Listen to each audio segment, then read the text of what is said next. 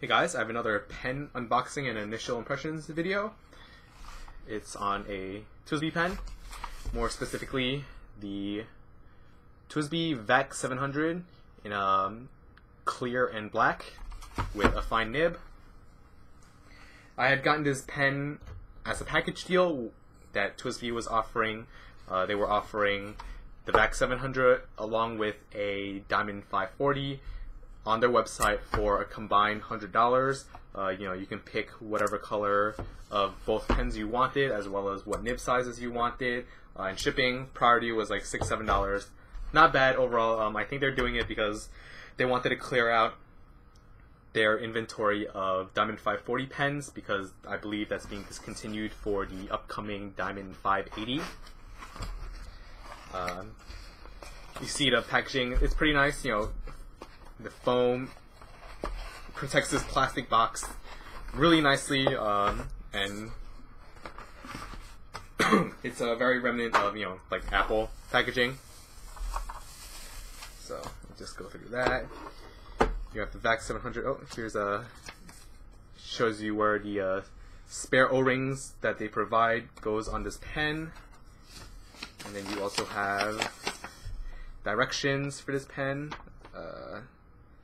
Carrying, short time writing, long time writing, and how you fill it.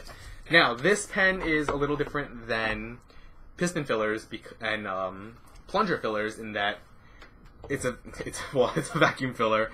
Man, that's the best description ever. He's like, oh, it's different because it's this, and not this. Yeah. And typical of TWSBI packaging, you have the box, you have these two plastic pieces that holds the pen in place, and then on the bottom you have a spare O-ring, container of silicone grease for you to lubricate the piston, and the TWSBI wrench that allows you to take apart the pen, take the nib off, as well as the plunger section off in this pen. Oh, put that back in better.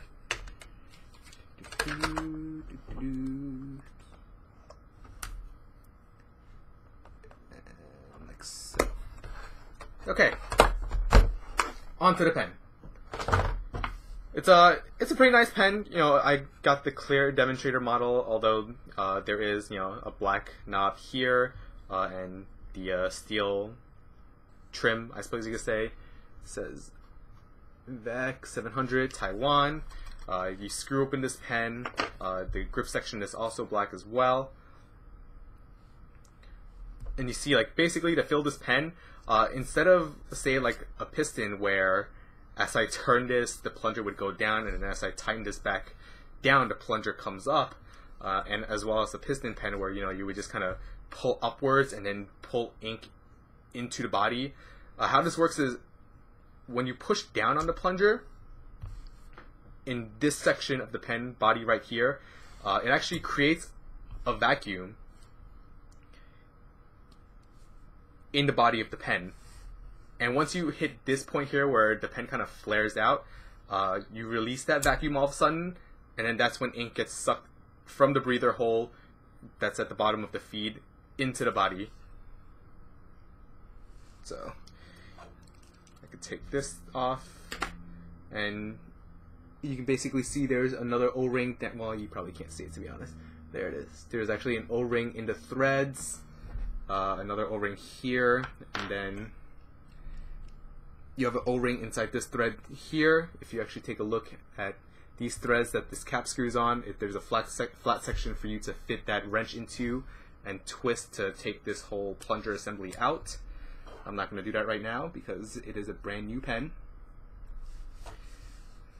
With this pen, because it's a vacuum filler, what happens is there's actually a breathing valve here that's on the top, and when you have this tightened down all the way, the only ink that's available for you to write with is whatever ink is inside the grip section, that's in the feed and in the nib. So for shorter writing times, you may be able to get a page from what I hear. But if you want to write for any lengthier period of time, what you have to do is unscrew this crown, and once you get past all the threads, at this point here, you can see I pulled the plunger up. It actually opens up a valve that allows ink to flow from inside the body into the grip section, onto the feed, and out of your nib. The pen itself, I don't know. I don't really find it's particularly super comfortable to hold. Normally, I actually hold my pens further up, at the very top of the grip section. Here, because of how much this pen flares out, it's actually a little uncomfortable in my hands. But at the same time, because this nib is actually so long, I'm not really sure right now, but in terms of actual writing, I'm probably going to be holding it at the grip section versus, with other pens in the past, say, let's see, why not? That's Lamy Safari. You could compare the two nibs, and you could definitely see that the TWSBI nib is, whoops, not in frame, my mistake. You can see the TWSBI frame is actually maybe a 30% longer than the Safari. So normally with Safari, instead of writing down here, I actually grip the pen all the way up here. So in this case, if I were to line it up, it actually just happens to kind of be around the threads. For writing purposes, I may want to actually hold this pen a little higher. But, I'll give it a try and see how it writes like this. And one problem that TWSBI fixed, there's a kind of a, I don't really like the design of this clip, actually. I believe this clip, you can actually unscrew this ring off and you can take the clip off. It's not like chromed or anything. If you compare it to the Diamond 540, where this was actually chromed out to match the rings, the trim, I prefer this much more than this. This is like a, you can probably hear it, it's like a, it's filing my nail. It's almost like a bead glass finish, to be honest. Honestly, it looks kind of cheap in my opinion. I think they would have been better off just chroming this pocket clip as well, but oh well. But one problem that they remedied with the VAC 700 that the 540 had was that when you post the pen, now when you twist it, the cap, you don't actually twist this knob. You can see here that they added an additional chrome ring here, and that's actually what is pressing up against the cap when you're posting, not this knob, versus with the Diamond 540, you were actually, you see there's no chrome trim here, so this cap was actually pressure fit up against the piston knob, and if you were to twist the cap off the pen when you're trying to take it off, you may accidentally drip, a few drops of ink out of the front end of the pen, because you're basically pushing the piston downwards. So let's fill this pen up and give it a go. Gonna fill it up with Pelikan Black, my go-to ink, black ink. It's a good standard. It's not too dry, it's not too wet. It's a decent color. It's very fountain pen friendly. You don't have any issues with it clogging pens and whatnot. So to fill it, you basically unscrew this cap. You pull the plunger all the way up. Instead of like a plunger fill where normally you would actually dunk the pen into the ink and then, whoa, and then pull the plunger up and it would suck ink up. But then in this case, you actually pull it up first. And you can actually see that as I push this down, no ink, no ink, no ink. Well, I don't even know if you can see, to be honest. No ink, and then eventually once I hit, yeah, I don't actually have the breather hold down inside the ink. I'm sorry, you won't be able to see it, but there we go. Once you get down to that bottom, you'll hear it pop a little bit, and you see the body fills up with ink. Now, unfortunately, this bottle is a little on the low end, so you can actually see air bubbles in there. Let me just kind of get some of the excess off. So I'm gonna have to get a new bottle of ink before I do any more videos, that's for sure. The main problem is because of how long this nib is, you actually have to fit a lot more of the pen into the ink bottle to really submerge the breather hole to get a good fill.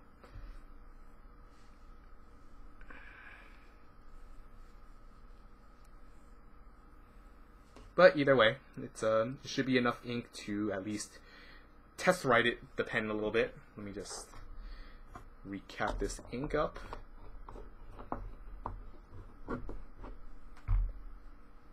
Kind of see nice clear demonstrator, the ink flowing back and forth.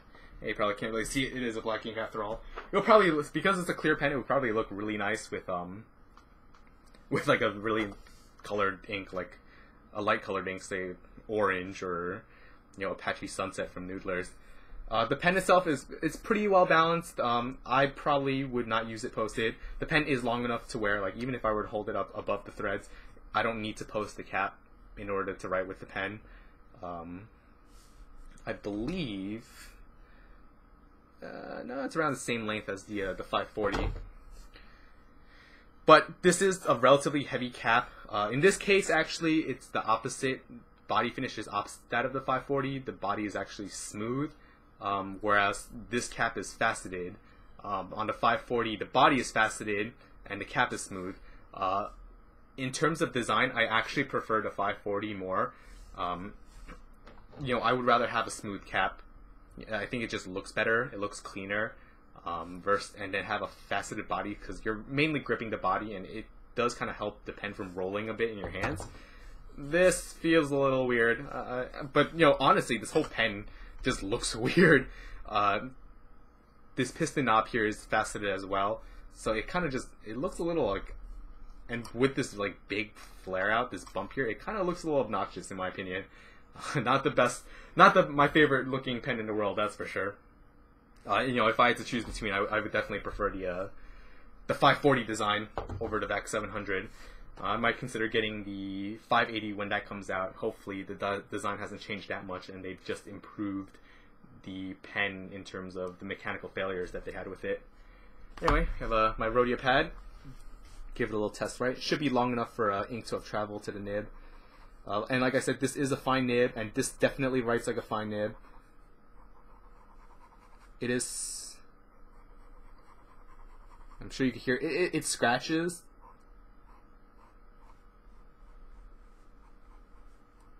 Definitely on the upward strokes. Scratches about the same on the upward strokes. The downstrokes are pretty smooth. Let's write with it. Go down the line.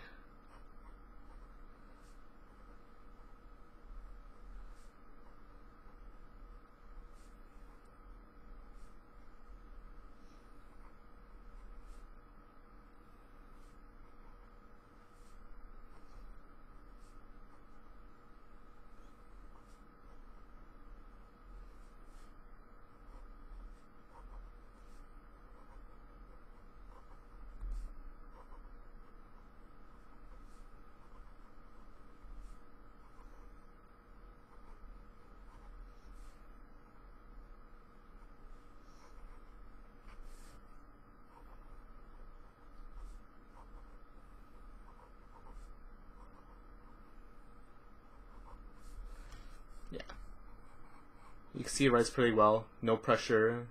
It does write with no pressure.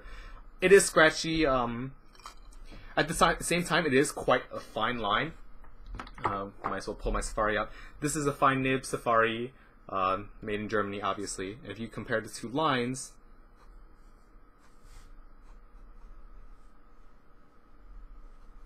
I would say the Lamy Safari has a slightly less scratchy nib. They're both stainless steel nibs.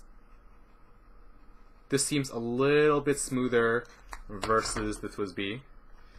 But honestly, it might be a matter of ink flow. Let me actually just undo that pressure valve. Maybe about the same. I would definitely give the edge to Lamy in terms of smoothness. In terms of the line that they write, let's just write the same word.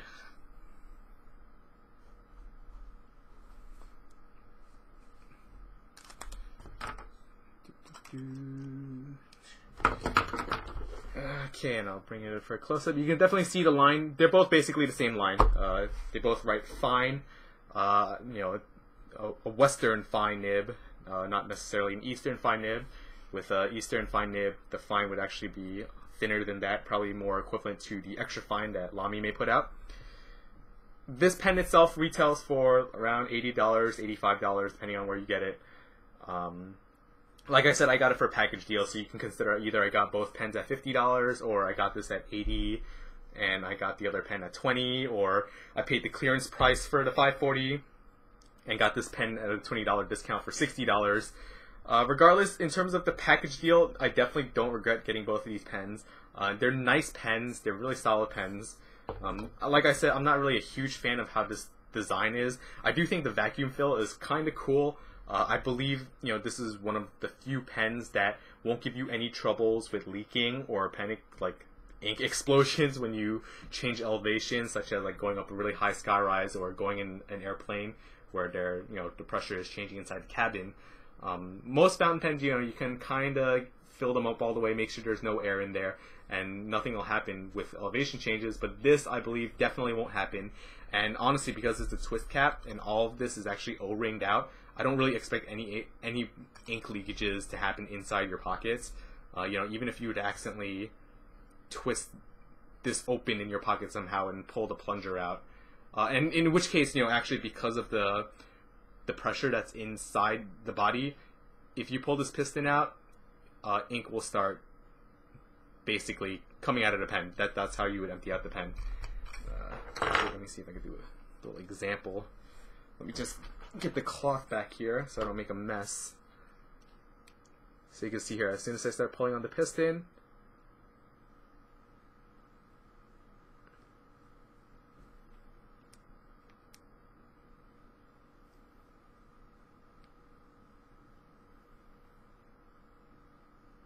No, I was wrong.